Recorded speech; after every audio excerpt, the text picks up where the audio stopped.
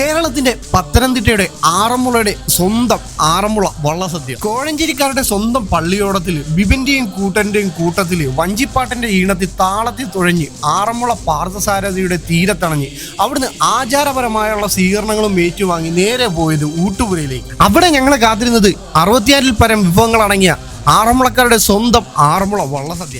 വഞ്ചിപ്പാട്ടിന്റെ ഈണമില്ലാതെ എന്ത് ആറന്മുള വള്ളസദ്യ?